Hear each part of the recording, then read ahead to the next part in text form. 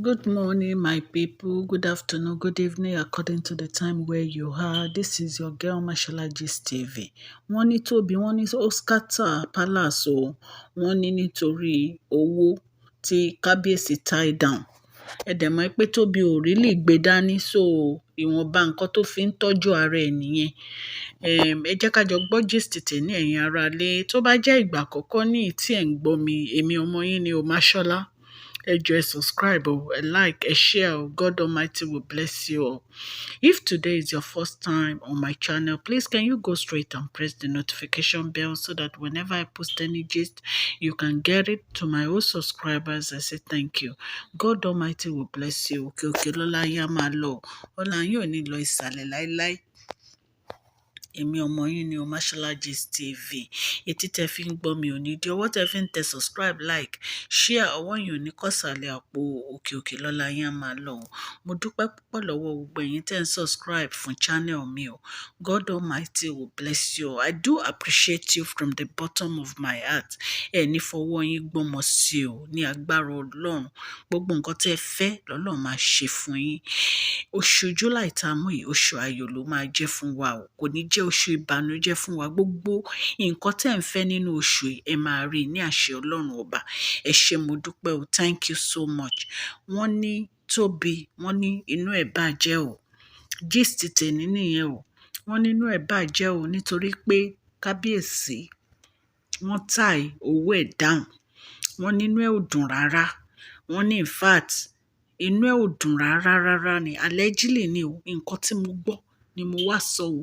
Mi ò bá Kabiyesi gbé nínú palace o. Ẹ jẹ́ ká jọ gbọ́ gist tèmi. Ẹ ṣé púpọ̀. Wọ́n ní Tobi inú ẹ̀ ò dùn wípé Kabiyesi tie fund ẹ̀ down o. Ṣẹ̀dẹ̀ mọ̀ pé Tobi ò really lówó lọ́wọ́, manage ara ẹ̀ ni. Wọ́n ní Dr. Elizabeth nìkan ló lówó nínú gbogbo wọn, pé owó ẹ̀ wọ́n ló yapa ni o. Ẹ dẹ̀ mọ̀ pé nínú palace bí a ṣe gbọ́ allegedly o, wọ́n ní àwọn obìnrin yìí ló ń take care ara wọn o. Ṣé mọ̀ pé ìgbà marriage wọn náà Kabiyesi bá ṣe gbọ́ allegedly, wọ́n ní cow nìkan ni Kabiyesi provide fún wọn. Wọ́n ní fúnra ara wọn ni wọ́n ṣe marriage fúnra wọn, àti Tobi àti olórí Ronke àti Ashley àti Mariam. Wọ́n ní fúnra wọn náà ṣe marriage fúnra wọn o. The only marriage tí Kabiyesi ṣe tí wọ́n ná gbogbo owó pátápátá òun ni marriage Elizabeth o. Mi ìgbọ́rú ẹ̀ rí ibi tóbìnrin ti ń ṣe marriage fún rẹ̀.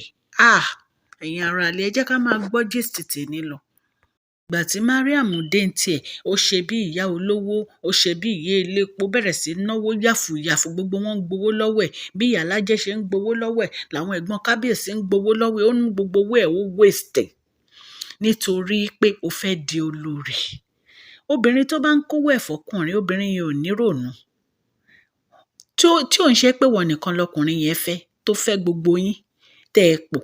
Ó mọ̀ bóyá lọ́jọ́ kan ó máa lé ẹ dànù.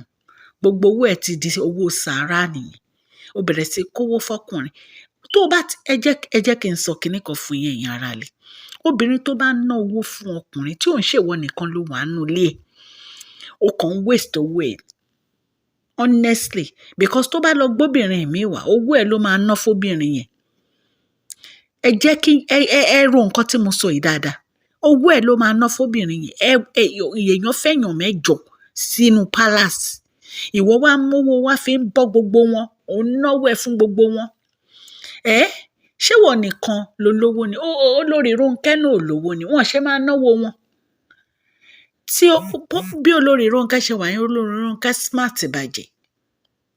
Wọ́n smart bàjẹ́. Ẹ rí kí olórí Ronke máa ṣe yàfùyàfù bíi Mariam.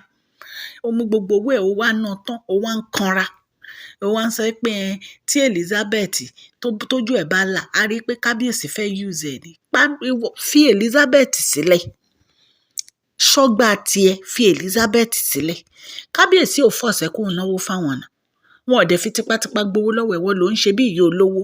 Ìwọ ló fẹ́ máa bọ́ gbogbo palace.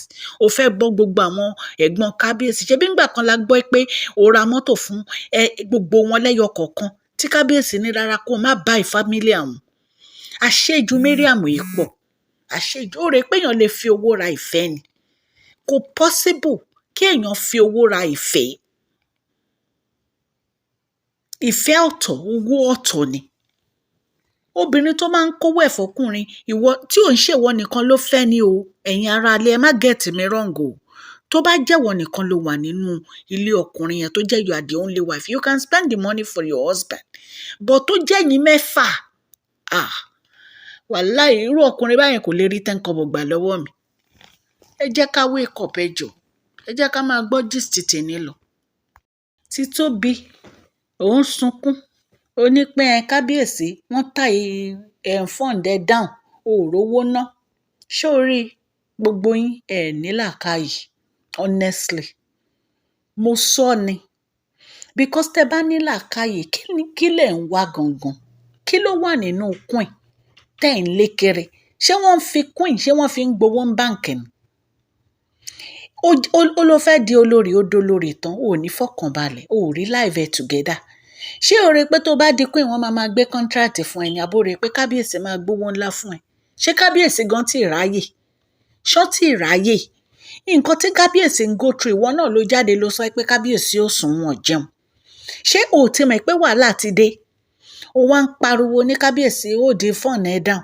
Why tí Kábíyèsí ò di fọ́ọ̀nù ẹ̀ down? Kí ni ìwọ kówó ẹ̀ sílẹ̀ fún Kábíyèsí fún? Ìwọ̀nba owó tó o ní ìwọ ṣe kó dání kó máa lo owó ẹ̀ kó máa fi ṣe business. Kí ló dé tó kó sílẹ̀ fún Kábíyèsí?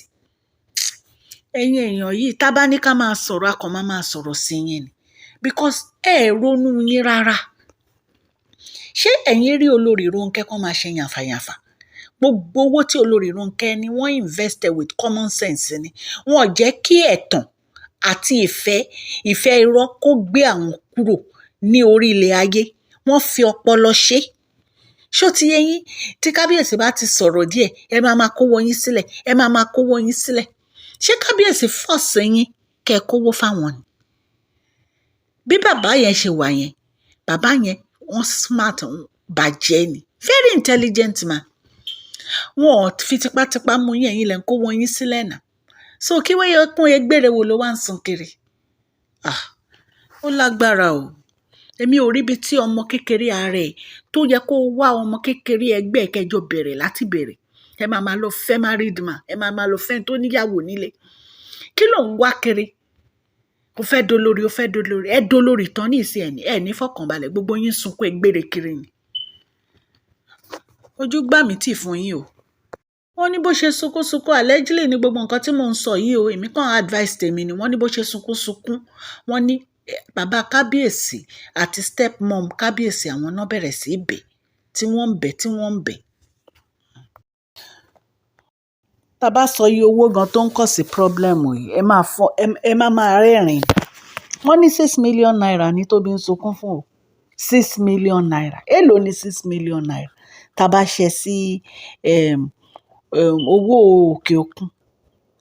Tá bá ṣe sí owó Canada, èló ni 6 million naira ẹ̀yin èèyàn lé? Wọ́n ní 6 million naira ló ń kọ̀ sí problem láàrin Kábíyèsí àti Tóbi. Ó lágbára o ẹ̀yin èèyàn lé. Ọlọ́run ṣàánú fún wa o. Wọ́n ló fẹ́ lọ ra fabric ní Turkey ni o. Ẹ mọ̀ pé ó ní fashion house tó ti ń ránṣọ fáwọn big girls. Wọ́n ní fabric ló fẹ́ lọ ra o. Ni ó ń sunkún. Ní Kábíyèsí ò fún 6 million naira. 6 million naira. Ó ń yà mí lẹ́nu ni. Nítorí 6 million naira ni Tóbi fi ń sunkún. Kí lẹ wá jókòó sí palace fún? Ìwọ big girls tó péré ń big girls. Kí ló ń jókòó síbẹ̀ yẹn fún? Nítorí 6 million naira. Ó lágbára o. Ẹ dẹ̀ máa ṣe bí ìgbà tẹ́ ń gbádùn ní palace. Queen Naomi ojú wọn mà ti rí o.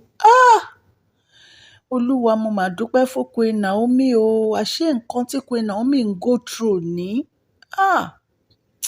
Ó lágbára. Ẹ̀yin èèyàn lé, ẹ jẹ́ ká watch out fún part 2 fídíò yìí. Màá mú wá immediately. God bless you all. Tóró tí ń gùn ni o, mo fi cut ẹ̀.